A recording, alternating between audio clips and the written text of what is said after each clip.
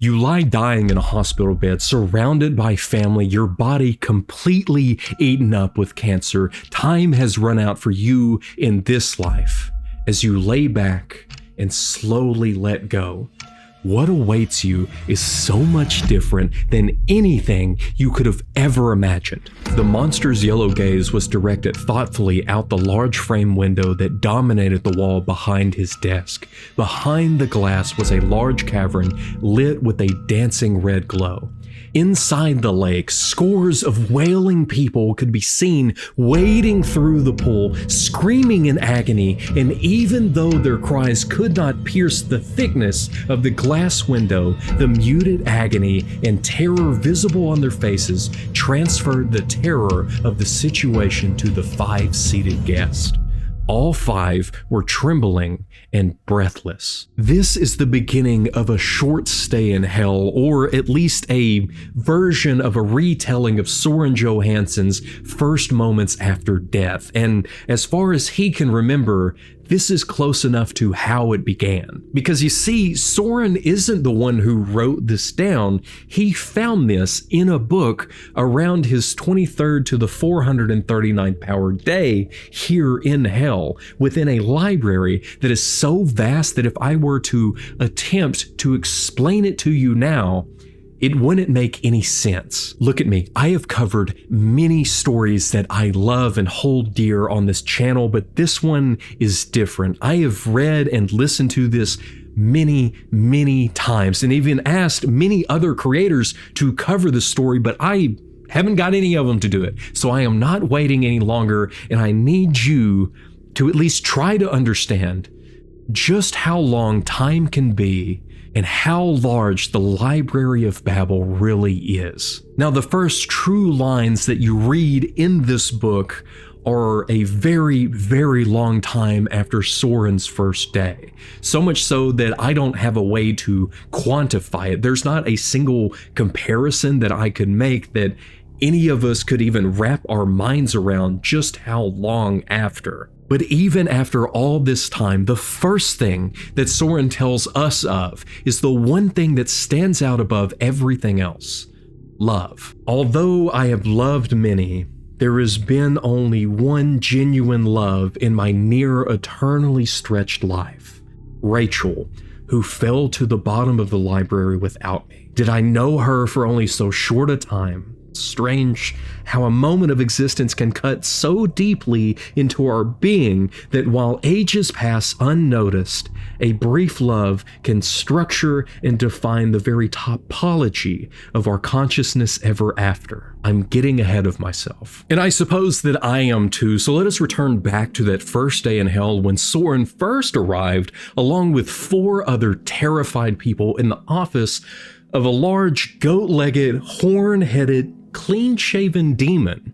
This demon is one of the Yazadas, and his name is Xandern. Everyone here is in way too much shock to ask what any of that means, or to even speak on what is happening. That is until Xandern pulls up a list of names of the newest additions to hell and calls for Lester Green, who immediately retorts that there must have been some kind of mistake. He isn't supposed to be here, though after a bit of checking and some verifications from Lester, it is clear that everything is in order and that this is in fact where he is meant to be. But then Lester responds the same way that I would in this situation. No, you see, I was saved forever and for all time. I came forth at the preacher's call and was washed in the blood of the Lamb. I'm saved by Christ. Who can snatch me from God's hand? But that's the problem. Despite his arguing, Xandern assures him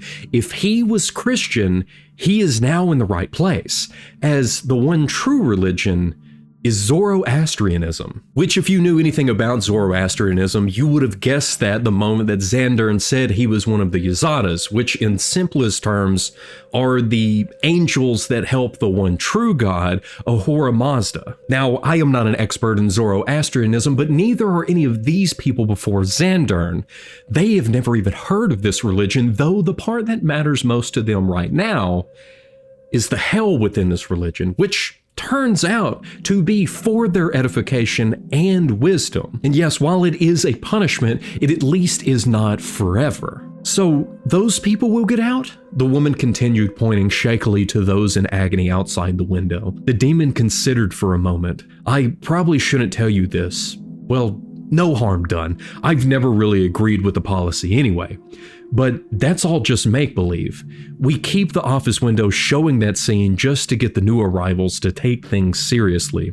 Those are all actors. They get off in about half an hour. So anyway, we'd better push on. And push on they do, first taking a moment deciding on where to send Mr. Green, and then with the tap of his claw and a bye, Lester Green was no longer in the room. The same thing happens with the other three people here until all that is left is Soren Johansson, who died of brain cancer at the age of 45, leaving behind his loving wife and 4 children. Well, I'm sure they'll miss you.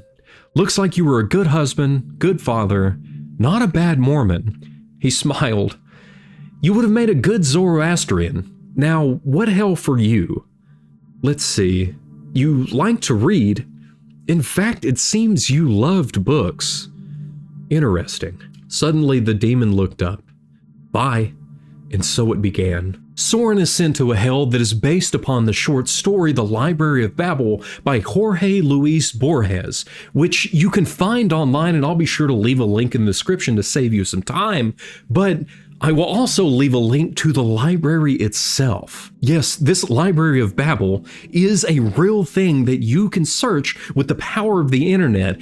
You will find anything and everything that is written there. Like everything I have said since Soren is sent to a hell that is based upon the short story, The Library of Babel. All of that I just said is located here in this book title on page 3.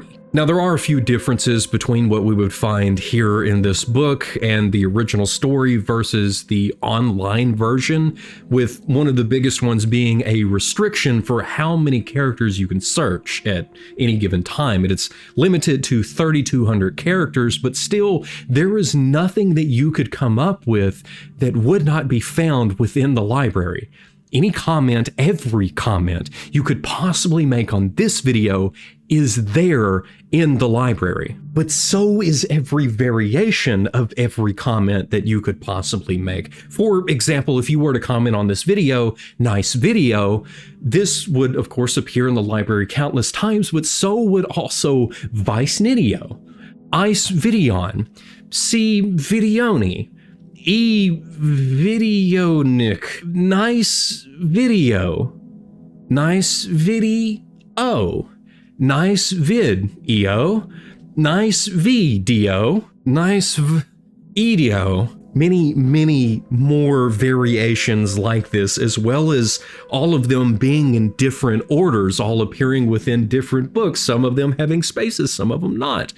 It's everything. I know all of that is a lot because this is where I had to take a break when trying to script this video, but the idea that everything exists within the library both intrigues and confuses me to the point that it hurts, but where I can get up and get away from all of this for a moment, Soren cannot. The only way for him to leave this hell is to find the book describing his earthly life story, and as it is listed in the rules, it must contain no errors, no spelling mistakes, no grammar issues, or anything otherwise. Once he has found it, he can then submit the story, and if it's accepted, he will then be admitted into a glorious heaven filled with wonders and joys beyond anyone's wildest imagination. Though a lot of this is already well beyond Soren's imagination, as it takes him a full day just to get his bearings on what is happening and where he is now. now, no longer dying of cancer in a hospital bed or even in his 45-year-old body, but instead, the reflection that stares back at him from the bathroom mirror is that of a fit 25-year-old version of himself. My body was sleek and well-muscled, with hair neatly cut and parted down the middle as I'd always worn it. My teeth were white and straighter than I'd imagined was possible. For a brief second, I had a lighthearted feeling of satisfaction. I had been resurrected, as I'd always believed in my religion. Though it only takes a moment for him to know that this body is not the same as what he believed that his resurrected body would be. While yes, it looks great, it is not indestructible. Scratching at his arm doesn't just draw blood, but it hurts. This realization, though, takes place on his second day here. Moments after he arrived, he broke down into a sobbing mess, crying and praying to a God that he was no longer sure even existed. It was on the floor that he lay until the lights went out and he had fallen asleep. Soren later mentions how the nights work within this hell and how at 10 p.m. all of the lights would shut off completely and all that was left was a soft green glow of the exit lights just outside of the bedrooms. But also that everything here became absolutely still, a complete change from what he had grown accustomed to within the hospital. Here there was nothing, just darkness, silence, in a bed to sleep.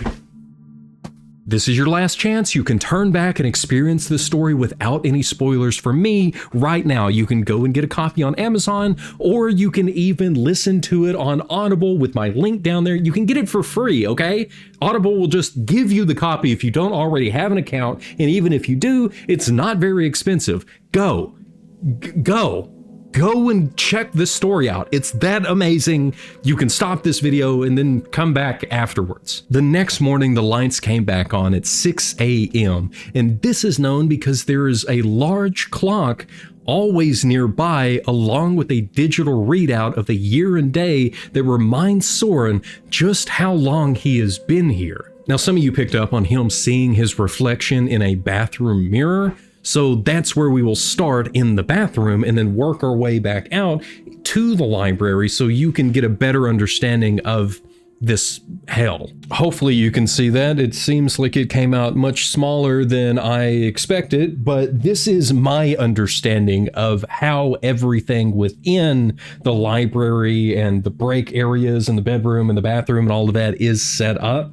We're not given a whole bunch from Soren's perspective because this part's not really important, but to me, it is for us to understand what he's surrounded by. Within this spacious bathroom, as Soren refers to it, there is a shower, sink, and a full-length mirror on the opposite wall from the sink. No toothbrushes or razors available, but there is toilet paper, tissues, and soap. Noticeably, there is also no toilet, or as we refer to it in my house, a potty. There is no potty. You can't go potty. I guess you could go potty. Don't go potty. Probably the toilet paper, tissues, and soap would be over here by the sink, but who knows? This bathroom is attached to a bedroom where there are 7 fully furnished beds, including mattress, fitted sheets, pillow, blanket, and a new smock identical to the one that he and everyone else is wearing. What exactly that looks like? I assume something like this. Maybe I'm wrong.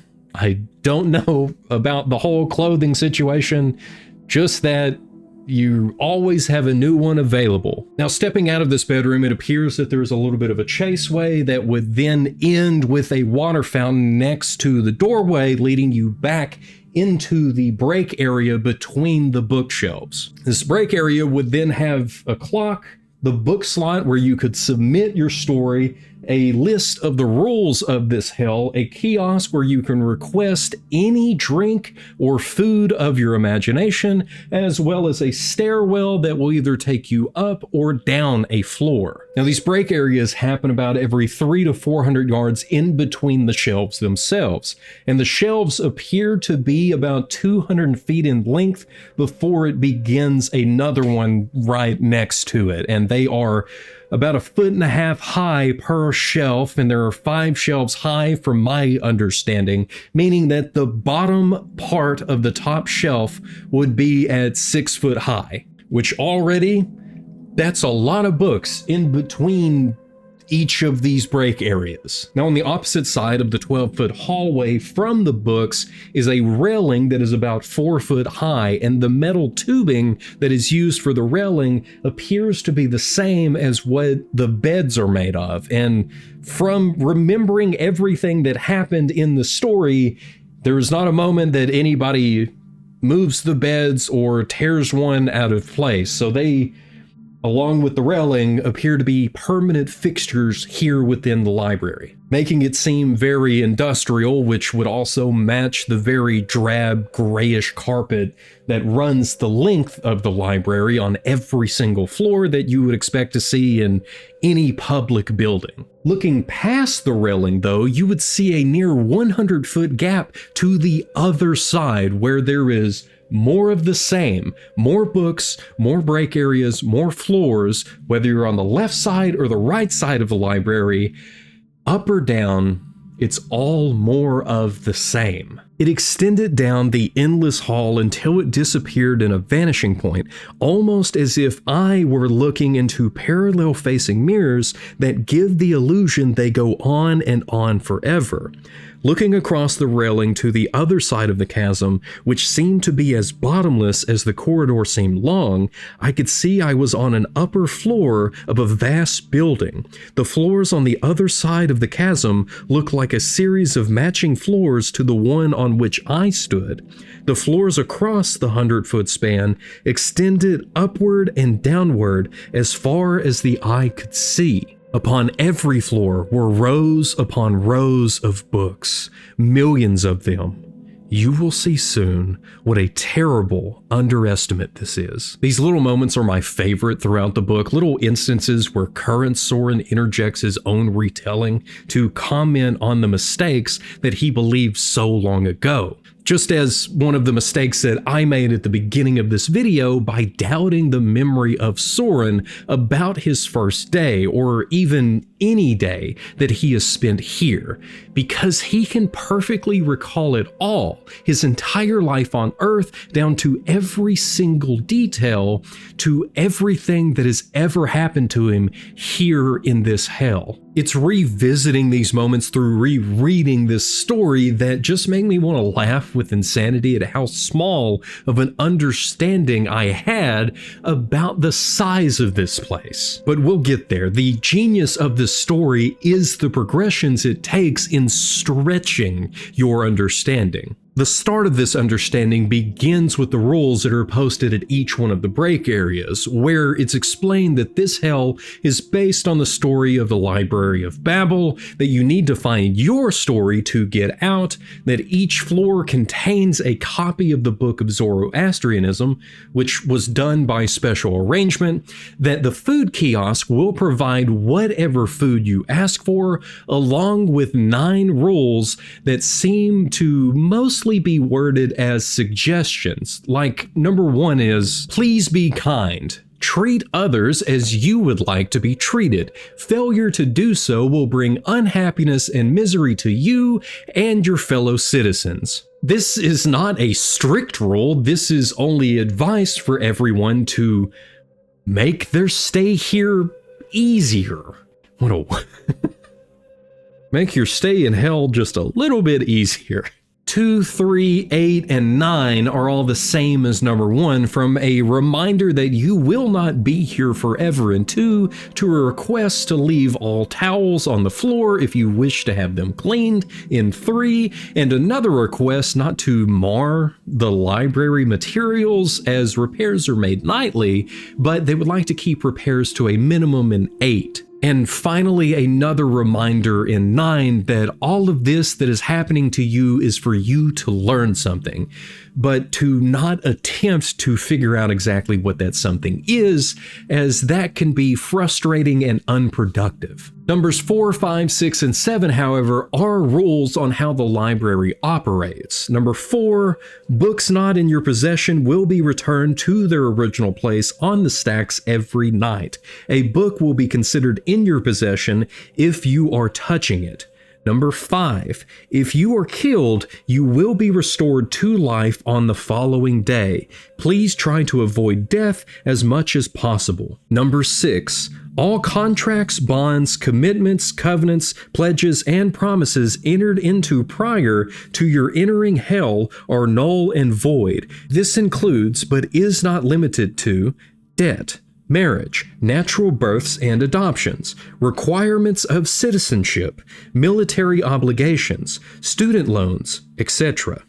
Number 7, remember you are never alone, although it may feel like it for very long stretches of time. We will revisit each of these as we go throughout the rest of Soren's account, the first of which being number 4, as Soren and his new companions, Elliot, Larissa, and Biscuit, have finally picked up some of the books and found this inside. Capital A, J, semicolon, K, capital L, capital J, J, P, P, capital O, J, N, F, E, 7, L, M, capital N, capital B, 2, U, Y, capital S. This was a line from the first page of the first book that Soren picked up, and I don't know if I will keep it or not, but I did just read this entire thing all the way through, and to see this ever again, I believe would drive me insane.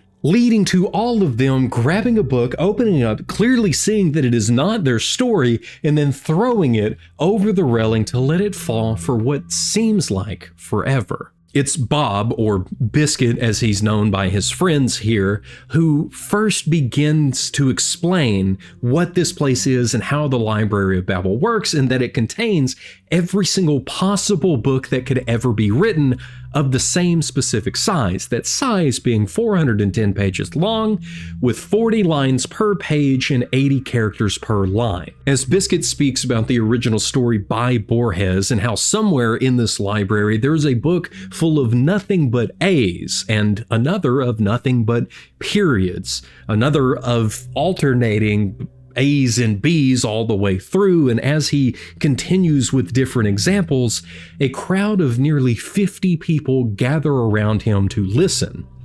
They each begin to propose all of the different possibilities and variations of that would be found somewhere in here, until one man raises his hand and objects, because obviously this library couldn't contain every book.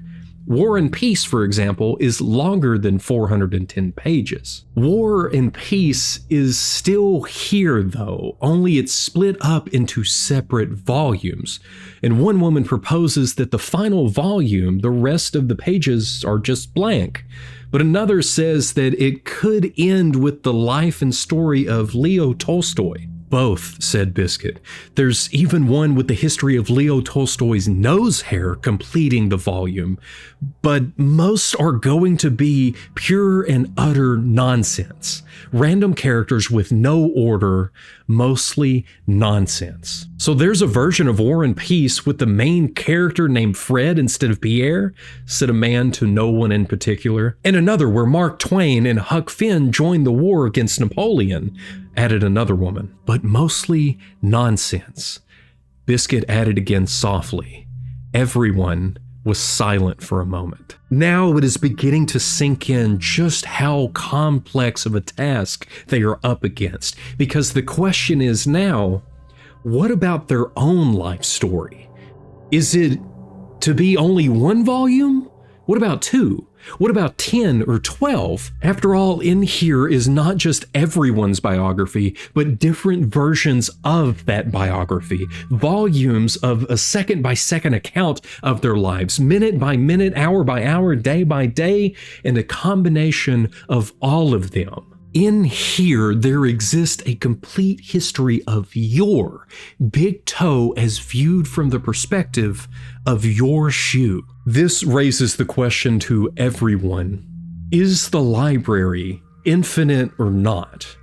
But with the limited number of pages, lines, characters per line, and characters themselves, there would surely be a limited number of books, though the amount would still be very, very large. Some, however, are still unsure.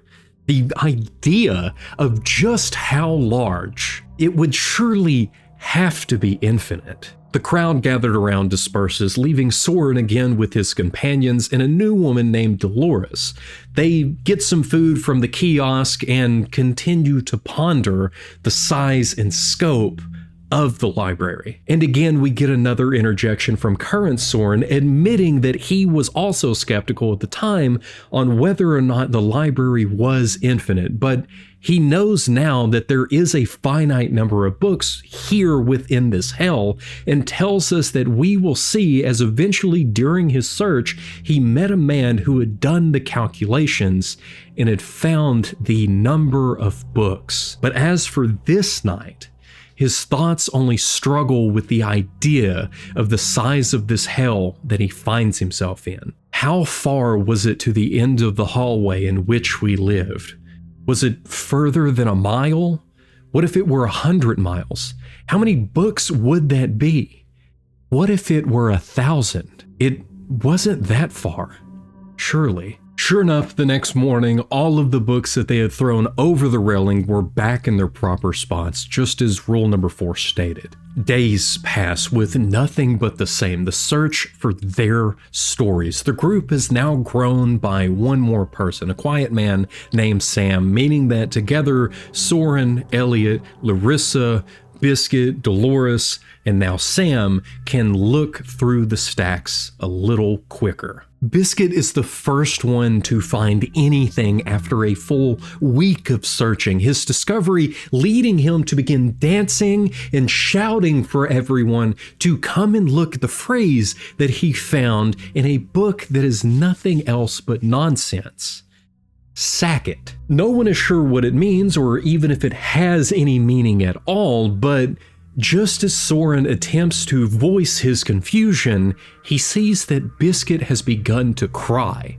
Tears give way to complete sobs as he recounts to them the significance of this simple phrase. During his earthly life, he was homeless for many years, and all that he had to his name was this old green army laundry bag, a sack. One that he carried nearly everything in for nearly 23 years until the bottom fell out, at which point he then took it to the Vietnam Memorial and placed it on the monument above one of his old friends' names. Within a few minutes, we all found meaningful or terrible stories about sacks in our lives.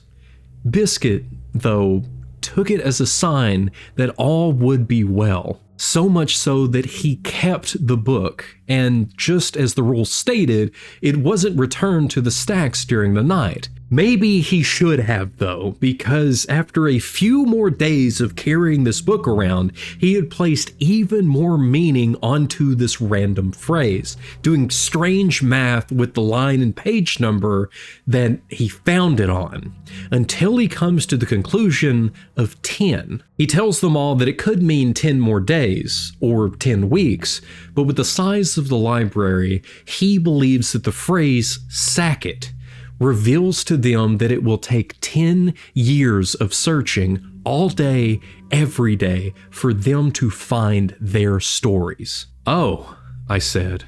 Dolores was not too happy with his interpretation. 10 years? That's a long time to stay in a library. I hope it's days or weeks. My heavens, 10 years? Well, I'll go batty. If they could just have a few questions answered, they could at least be assured of a couple things. Number one, is there a bottom? And if so, Soren believes that that would be the best place to begin the search. Number two, how many others are here? Because so far, every single person that he has met or seen have all been white, have all spoken English, and have all died within a range of about 60 years from himself.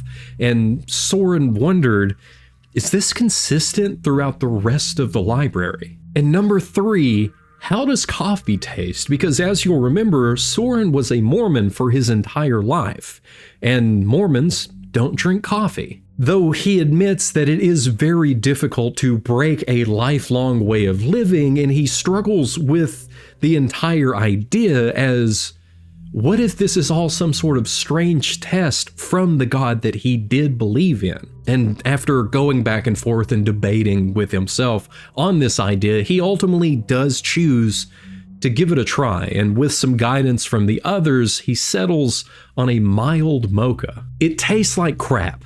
The most bitter and disappointing taste I had ever encountered. Everyone laughed and patted me on the back. They all congratulated the Mormon boy for breaking with his past. Obviously, this bothers him. In only a week, Soren had abandoned a lifelong belief. But it's what happens next that forces Soren to abandon his companions. You see, the kiosk will give you any food or drink that you ask for, whether it's something as simple as a ham sandwich or specific as a meal that your grandmother used to make you every year for your birthday. If you can describe it, the kiosk will provide it. Same goes for drinks, and this does include alcohol, which Biscuit is the first to ask for, and then the second, and the third, until shots of whiskey are no longer enough and he demands a bottle.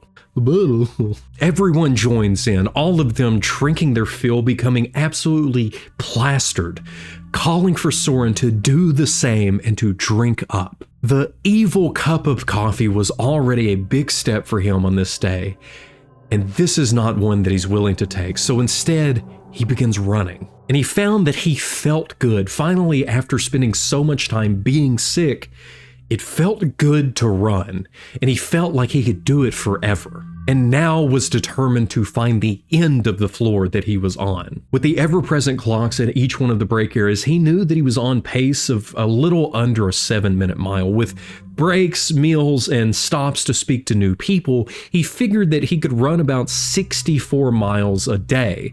And surely the end of the floor couldn't be more than 100 miles away. A week went by, and there seemed to be no end to this corridor.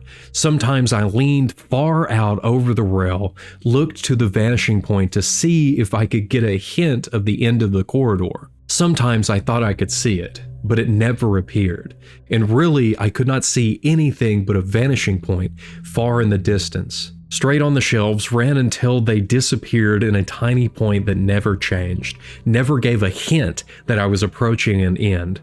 For 3 weeks I ran, covering, I estimate, about 1,400 miles, and nothing ever changed. He stopped then, having lost all vigor, all purpose in his pursuit.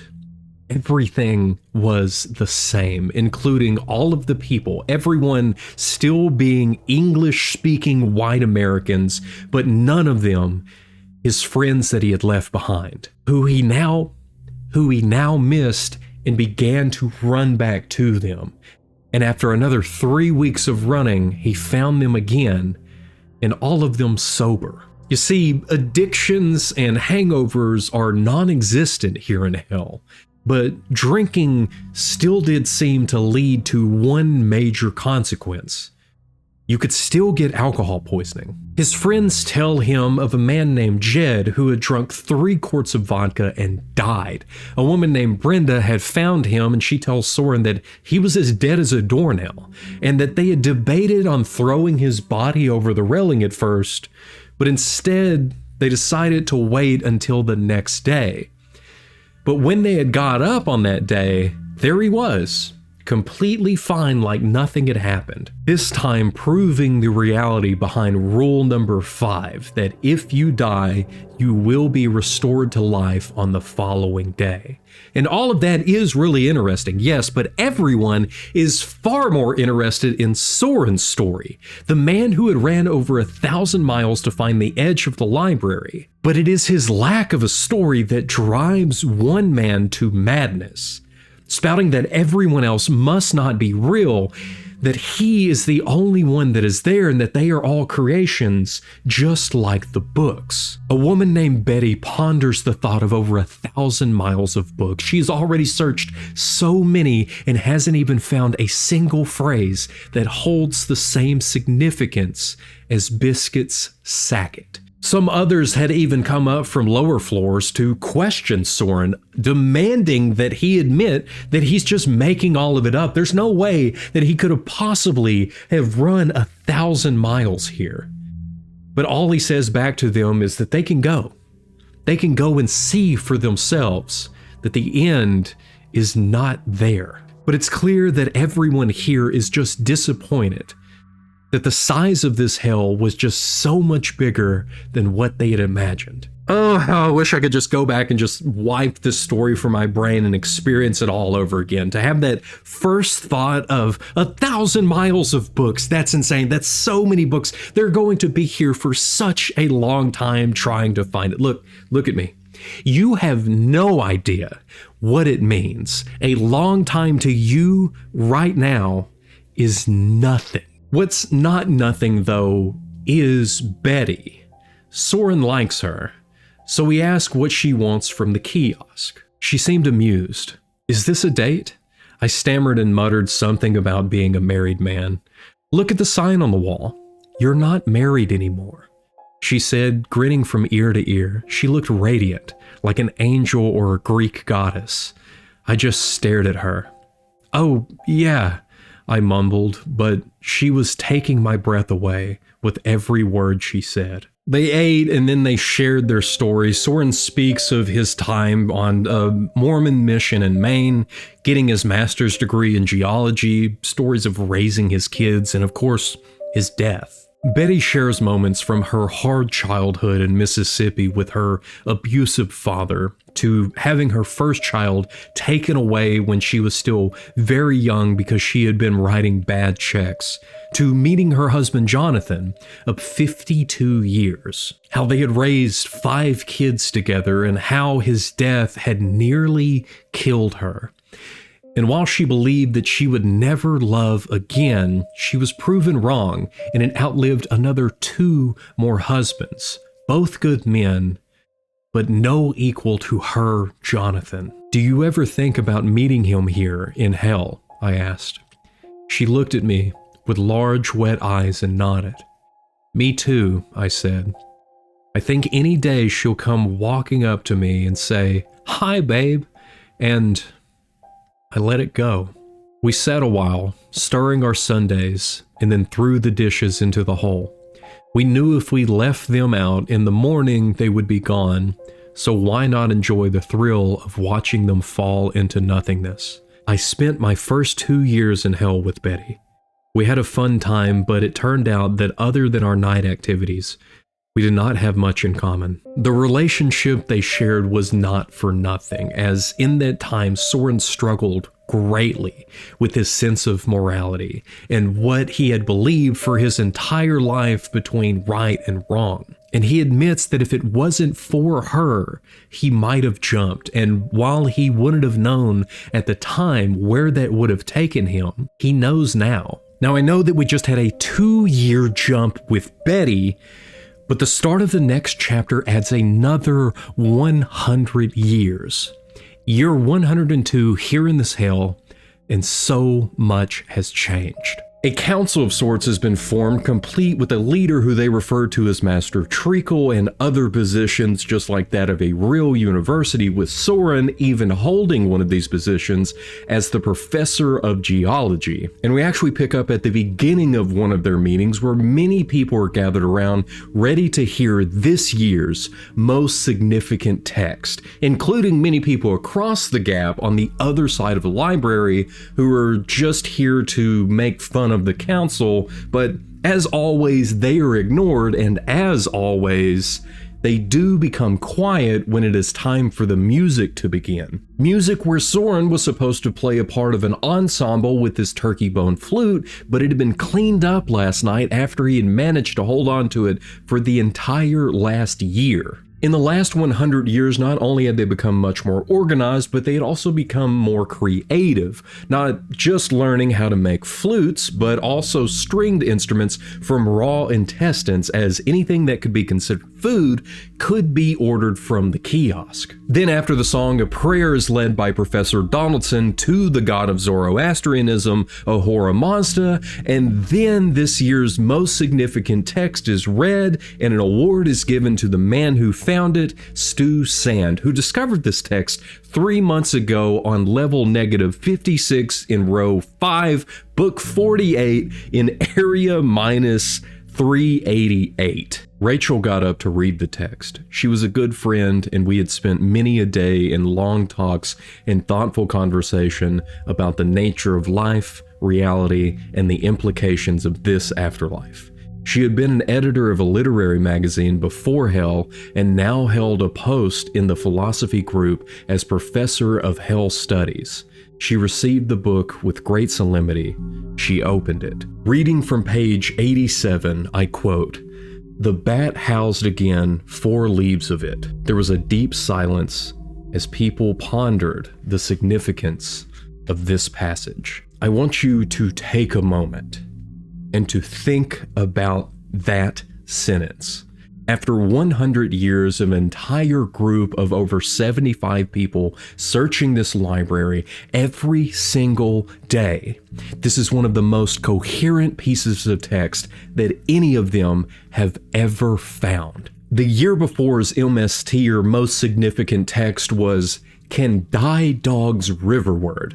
And for Soren, it has been over 2 of his entire lifetimes on Earth, and the only coherent phrase that he has ever found was light bulb, ocean, left. That's why this year's text is explained in such vivid detail, every single word and how it works within the sentence and how it is an actual sentence with the correct punctuation and everything all the way through. But for a man standing close by Soren, he whispers under his breath that he doesn't need to ponder the text. He already knows exactly what it means.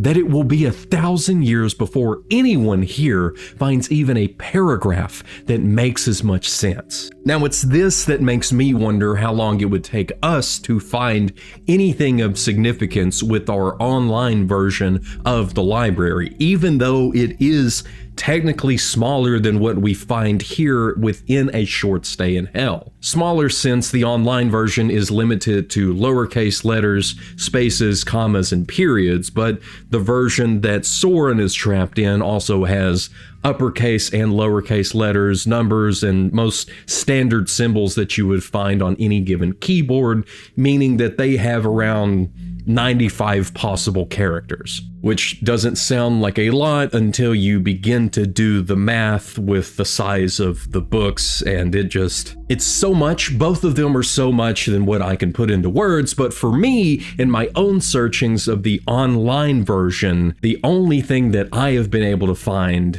is yes. I found this on the 3rd page of the first book that I picked up and immediately realized that the only way I would ever find anything of significance is if it was on the 1st page.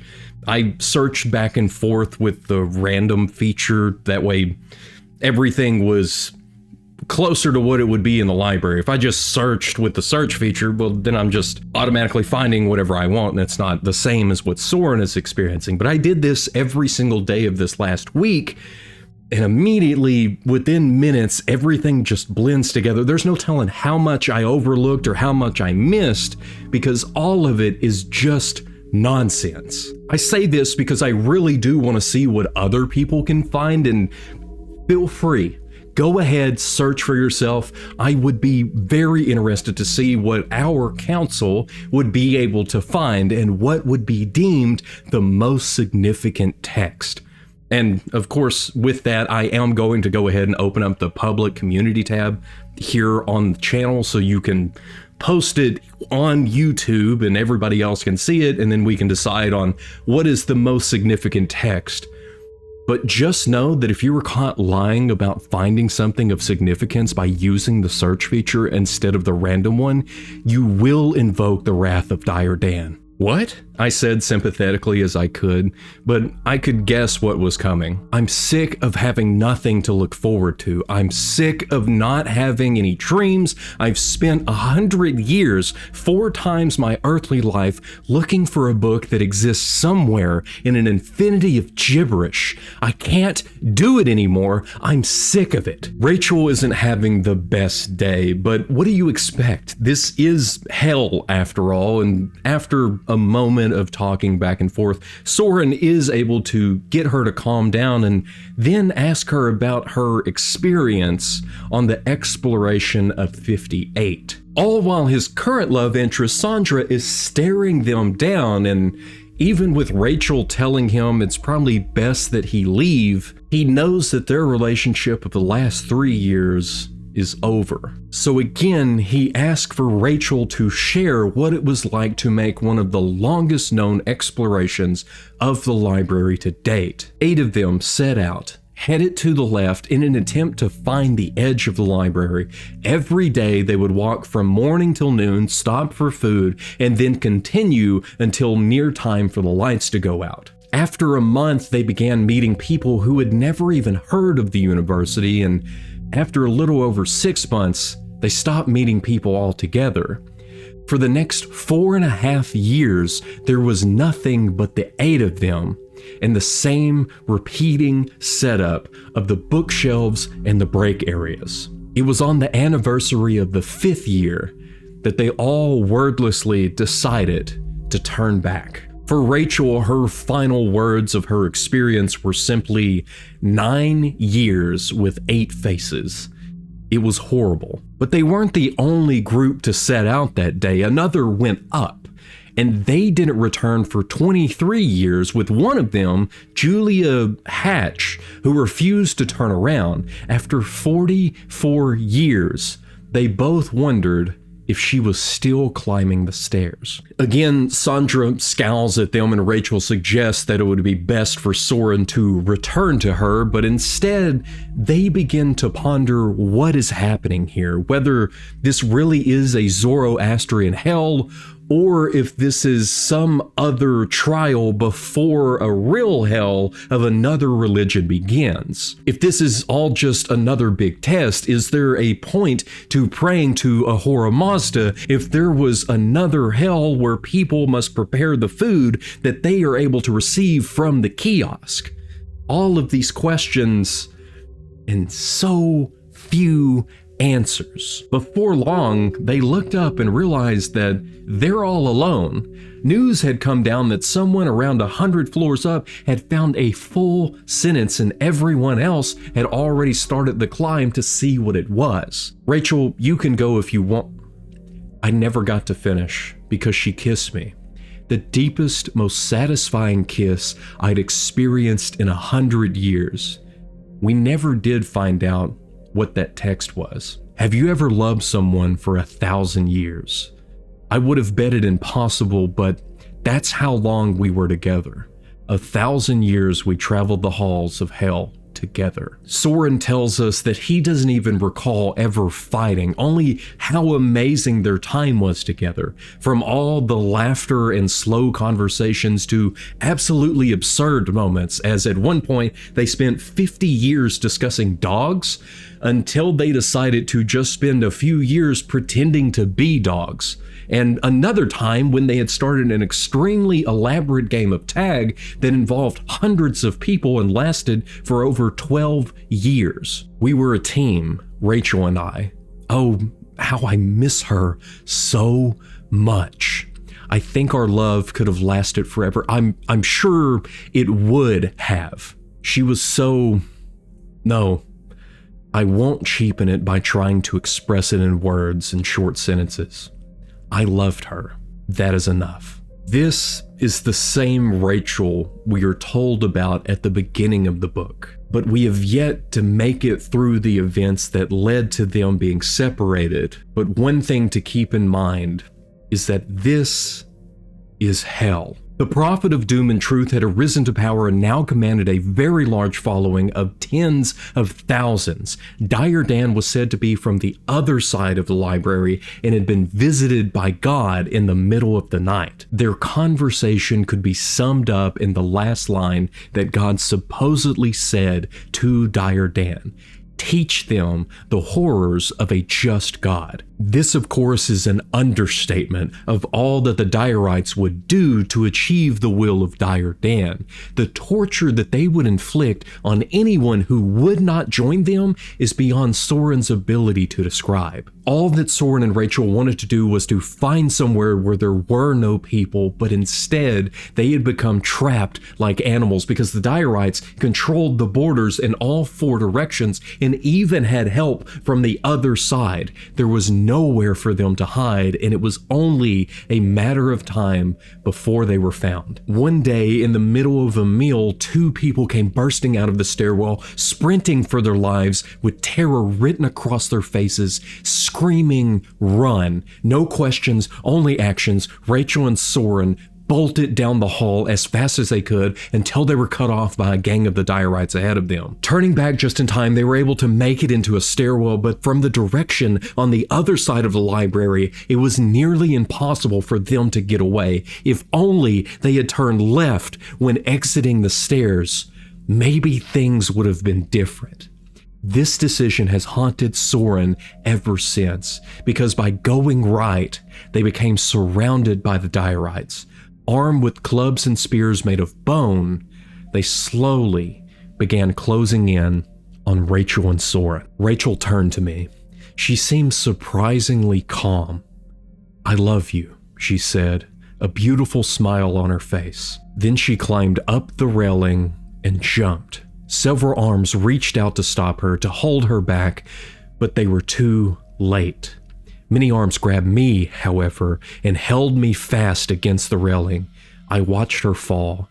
She did not scream, she just fell downward. Down, down, and down. The Direites all watched with gleeful cheers and laughter as she got smaller and smaller until, as an infinitesimal dot, she merged with the ever-present vanishing point and winked out of my existence. My only joy was gone. Though for Soren, he wasn't even given the chance to mourn this loss before being clubbed to death. And then again the next morning when he awoke on the floor of one of the bedrooms, and again, and again, and again, and the day after, and he had only 6 seconds of consciousness before his skull was caved in every single morning. It took him 37 days, a little over 3 minutes of consciousness, for him to formulate and execute a plan to make it all stop. The moment he awoke, he rolled out of the way and leapt to his feet, ready to face his attacker, but the man with the club only sat on the edge of one of the beds and then asked him if he wanted some coffee. Stepping out of the bedroom over another body whose head had been bashed in, the man explained that Soren was now a slave of the Brotherhood. His only option was to either serve them or become one of the morning sacrifices, since, as the Master teaches, to murder a sinner in the morning is the start of a blessed day. This is why bodies lay everywhere in both directions of the hall, though everyone that is walking around still alive doesn't even seem to care, just casually navigating their way through the mess of blood and gore. Soren doesn't pay any of it much mind though, as he walks closer to the railing and begins thinking of Rachel. But the man assured him that they would catch him before he ever had a chance to jump on his own. Then they would have to torture him mercilessly, as they had done many, many others. Then the man says something kind of odd to Soren, because he tells him that he'll get used to it, the screaming. And then after making a remark about it all being God's work, he turns away looking uncomfortable and stands in silence for a moment. Afterwards, he then leads Soren to a stairway where he receives the grand pleasure of meeting the man behind all of this chaos within the library, Dire Dan. who then starts a big speech about himself and God and suffering and the choice that Soren now has on whether or not to join them. A scream is heard from somewhere down the hallway, but this of course doesn't stop Dire Dan from droning on about himself, but it does get the attention of the two bodyguards that are standing behind him, and it's as they move forward to see what is happening that no one is left between Dire Dan, Soren, and the railing. My month of learning how to think in a few seconds after awakening in the morning served me well in that instant. I leapt from the step and with the speed of a linebacker picked up the low creature with all the strength born of Rachel's loss and launched us both over the railing. Almost immediately, the enraged Dire Dan grabbed the head of Soren and broke his neck. The next day, when life returned to Soren, he found that he was falling alone. Flailing around, he finally caught a glimpse of Dire Dan above him, around 200 feet up, and still furious, having not only spent the entire previous day figuring out how to steady and slow his fall, but also preparing a full speech.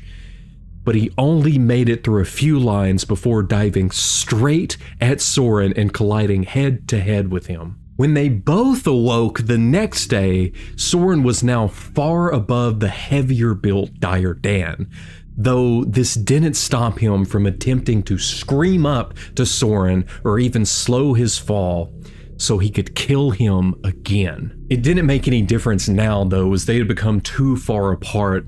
Now what worried Soren most was that he knew when they reached the bottom, he would again have to deal with him.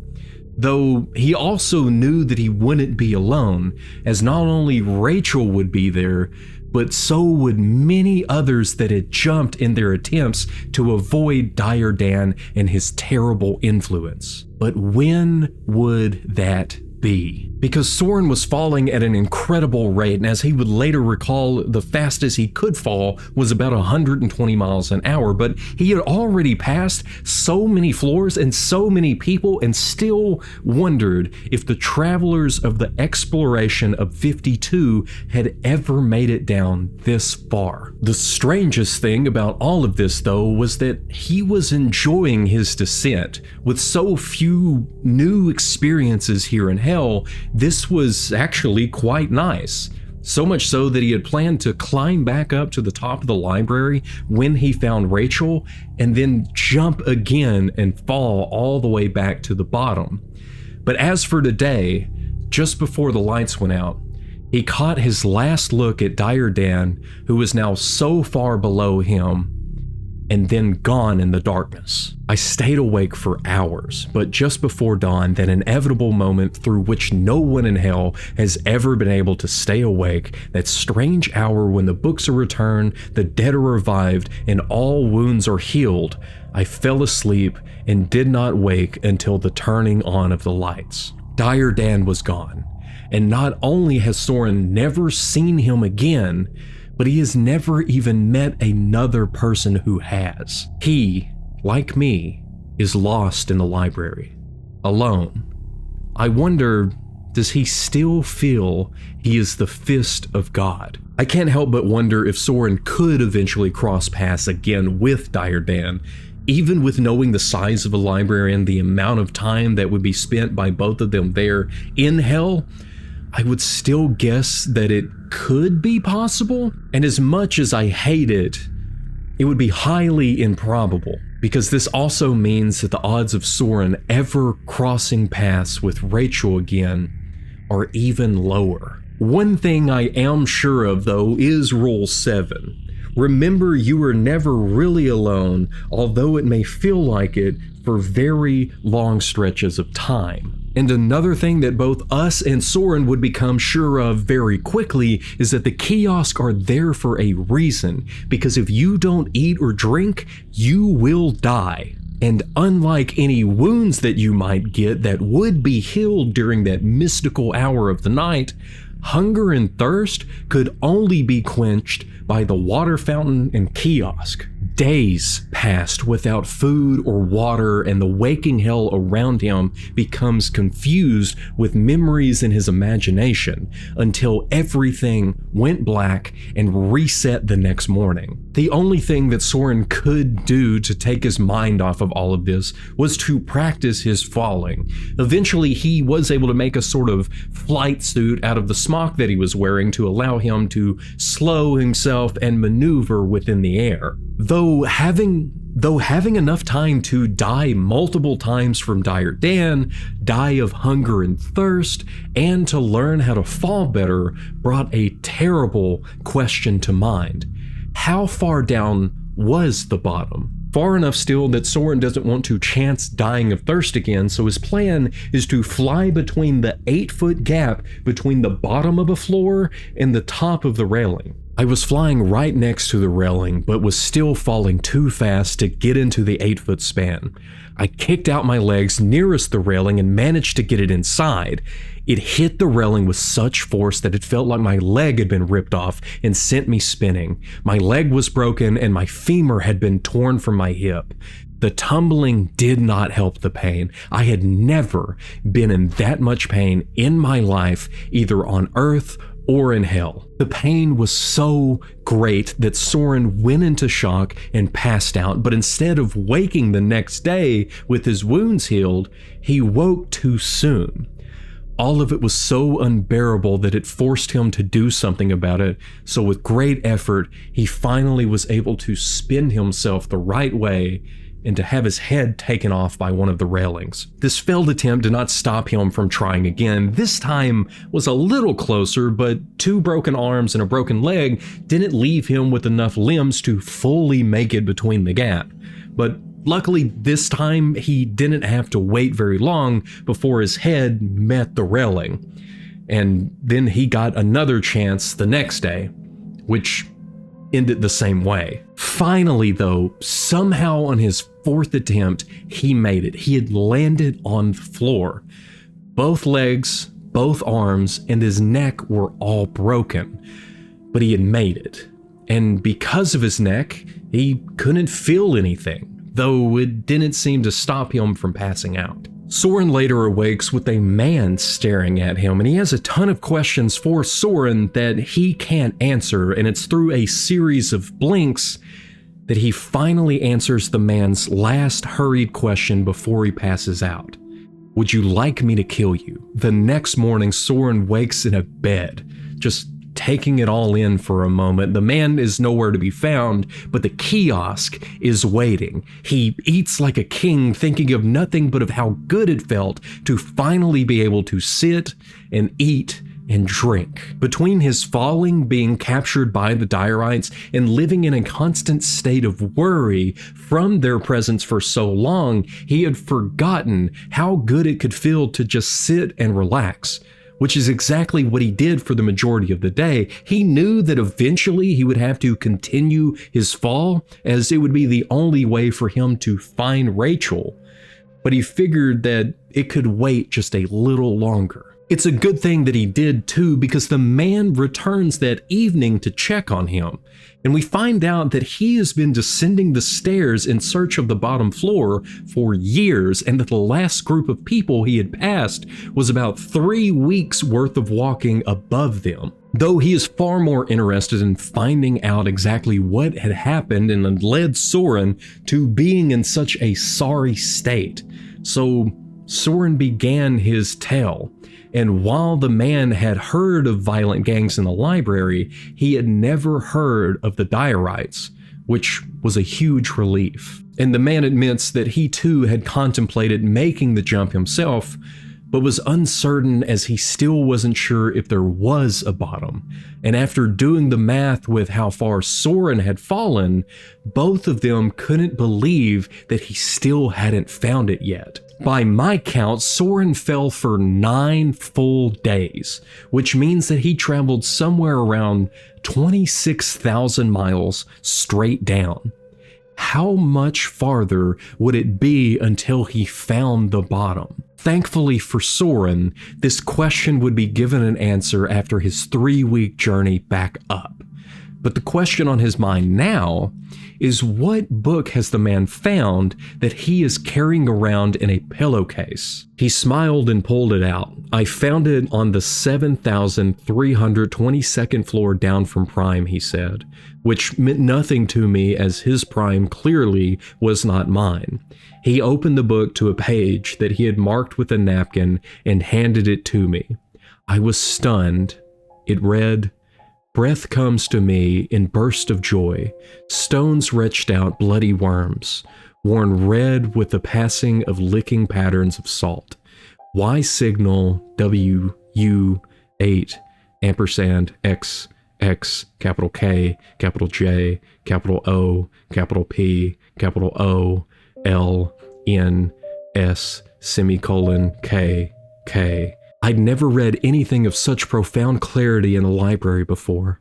Tears rolled down my face, and I looked up at him in gratitude. Over 1,000 years have passed, and not just for these two, but likely for every single person that we have read about so far. This is the most significant text that any of them would have ever read. Soren handed the book back and thanked the man profusely for the opportunity to read something so incredible, so poetic. It had done more than just bring him joy, it had given Soren hope. And after they had finished their meal, they went to the stairwell and said their goodbyes as the man continued his descent and Soren began his journey up to the group that he had been told about. During this time, he had a lot of time to think, mostly about Rachel, and a fear began to creep into his mind that she might have already done the same thing he had to make it back into the stacks. And if she had, how would he ever find her again? Maybe he had already passed her. He also had vague hopes that something would be different this far down, for so far everyone he had ever met had all been white, all American, and had all died somewhere between 1939 and 2043. He wanted so badly to find something different, for someone to look different. Maybe he could find some people from China or someone from Germany or someone from a different time entirely. Maybe a section of the library would have different languages, new letters instead of more of the same. It was through this that he had become certain that if there was a heaven after all of this, that it would surely be filled with great variety. Yes, heaven would be as full of difference as hell was of sameness. Soren's journey took him 4 weeks, but eventually he found another person, but something was very wrong with this guy. He just sat there staring down at the endless gulf, never once saying a word back to Soren. It was clear, though, that he had been crying and crying a lot. Soren stayed nearby for the night and tried again the next morning, but to no avail, eventually giving up and starting his journey again to find someone else. And after a couple of hours, he did find a group gathered together, all of them sobbing as though they were mourning some great tragedy. It took a moment to figure out what has happened, as they're surprised that he hasn't already heard the news, so Soren gives them a shortened version of what had happened and from how far up he was, even remarking that he was still shocked about not yet finding the bottom. It's this that causes 3 within the group to begin sobbing again. It turns out a man named Master Took had finally finished his calculations, and if Soren wishes to learn of them, he's only 17 floors up. He found the floor, he found more mourners, and eventually sitting on the edge of a bed, he found Master Took. Soren again gave him a brief explanation of his story and asked what was going on and why everyone was so sad. Took laughed and threw some pages torn from a book at him, exclaiming all he needs to do is look at them and weep. They will tell him exactly what it means to be in this hell. What was written across the pages didn't make any sense to Soren and likely wouldn't make any sense to nearly all of us, but it was all there. Master Took had spent countless years verifying an estimate that he had from the beginning but didn't want to believe of just how many books were here in the library. Soren couldn't believe it. This was one of the most debated and discussed questions in all of hell, something that they had pondered for a very long time within the university, and here it was, a finite number of books. How many? I asked with a little more tension in my voice, realizing the implications of what I was asking. 95 raised to the 1,312,000 power. That's a lot. Right? You don't understand. In our old universe, there were only 10 raised to the 78th electrons. You mean there are more books in this library than there were electrons in our whole previous universe? Way more. Then he added with an evil, mischievous look. In fact, I've calculated the dimensions of the library. You say you're from 30,000 miles up. Did you ever wonder when you would hit the bottom? I nodded slowly. He laughed bitterly. Well, if you were somewhere near the middle of hell, you only have 10 to the 1,297,377 light years to go. I'll never forget his cold laugh. You have over 1 million more orders of magnitude light years to fall than there were electrons in our old universe. I fell back. Rachel, I cried out, I'll never get to the bottom. The man shook his head in disgust. Oh, you'll reach the bottom. He laughed bitterly. Just not for a very, very long time. There is not a way for me to explain or even attempt to understand just how large of a number of books are here in the library. There's even this explanation at the end of the book to how and why this is the number, but it's still far too large for anyone to truly conceive. It's like the difference between a million, a billion, and a trillion. You've probably heard this before, but a million seconds is right about 11.7 days. A billion seconds, though, is over 31 and a half years.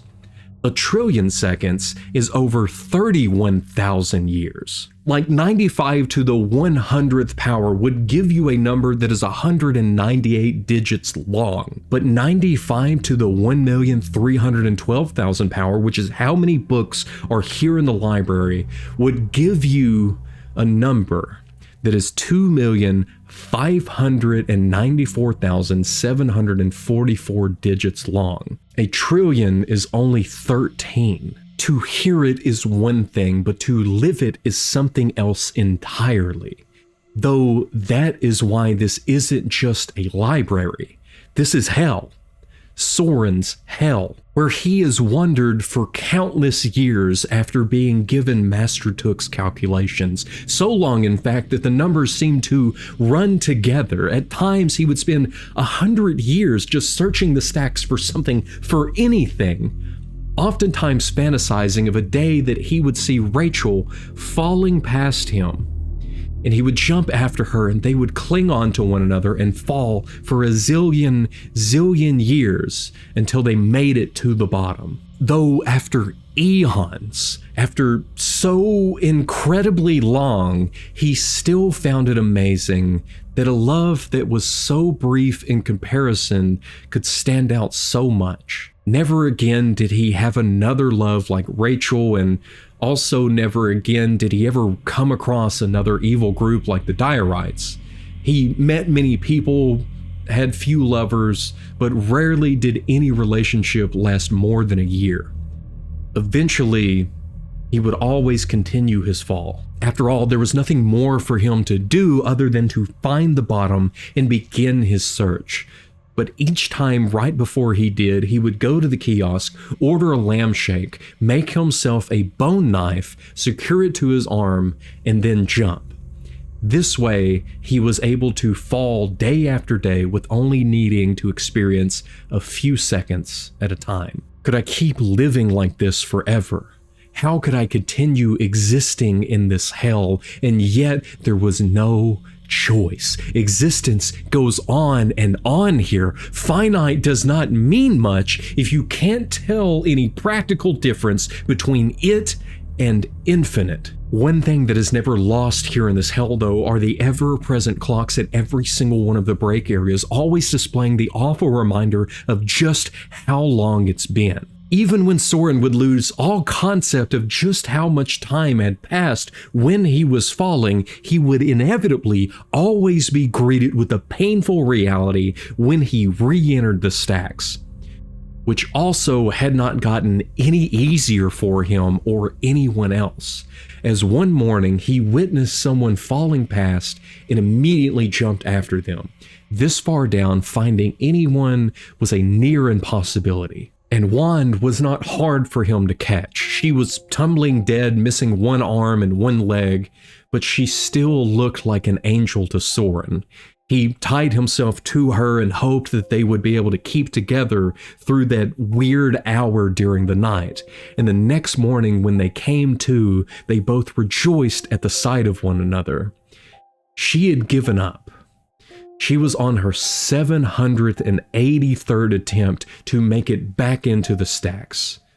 But now she would finally be able to, because they had come up with a plan to get Wand back into the stacks. What they were going to do was hold on to each other's hands and then spin around and around to get enough momentum that Soren could fling her onto one of the floors. Soren would then do his best to make it over the railing as he normally would and then climb back up to her, even though it could take him a year or more to do so, but she assures him that she would wait over 100 years. It was almost perfect.